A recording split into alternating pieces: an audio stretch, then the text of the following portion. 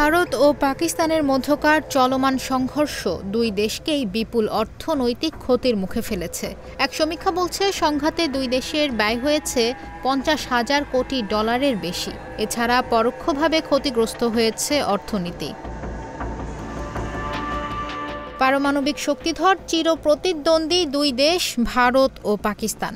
সামরিক সক্ষমতায় দুই দেশের মধ্যে নেই খুব বেশি পার্থক্য, তবে এসব অস্ত্র পরিচালনায় খরচের পরিমাণও মোটেও কম নয়। সাম্প্রতিক সংঘর্ষে বিপুল অর্থনৈতিক ক্ষতির মুখে পড়েছে দুই দেশই।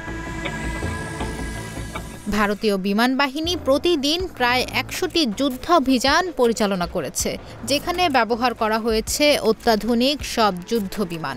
প্রতিটি অভিযানের গড় ব্যয় প্রায় $৮০,০০০। এক মাসে এই ব্যয় দাঁড়িয়েছে প্রায় $৬০০ কোটি। ড্রোন অভিযানে দৈনিক গুনতে হয়েছে $১০ কোটি, যা মাস শেষে দাঁড়িয়েছে প্রায় $৩০০ কোটি। ব্রাহ্মাস ও প্রলয় ব্যালিস্টিক ক্ষেপণাস্ত্র ব্যবহারে দেশটির মাস শেষে ব্যয়ের পরিমাণ $৪৫০ কোটি।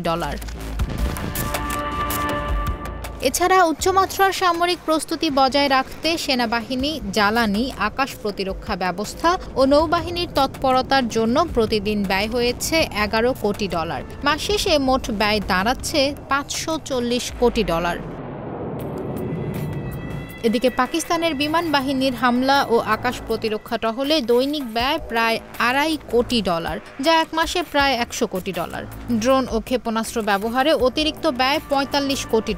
সীমান্ত সতর্কতা, রাডার, সাম, গোয়েন্দা ও সিগন্যাল ইন্টেলিজেন্স কার্যক্রমের জন্য দৈনিক খরচ $১.৫ কোটি।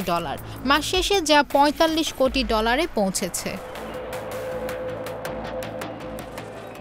সামরিক ব্যয় ছাড়াও পরোক্ষভাবে অর্থনৈতিক ক্ষতি হয়েছে দুই দেশে। ক্ষতিগ্রস্ত দুই দেশের জিডিপি মান কমেছে, মুদ্রার অস্থিরতা বেড়েছে আর্থিক বাজারে। এক সমীক্ষা বলছে এই সামরিক সংঘাতে সম্মিলিতভাবে ভারত পাকিস্তানের সামরিক ও অর্থনৈতিক ব্যয় ৪ সপ্তাহে দাঁড়িয়েছে $৫০,০০০ কোটি বেশি।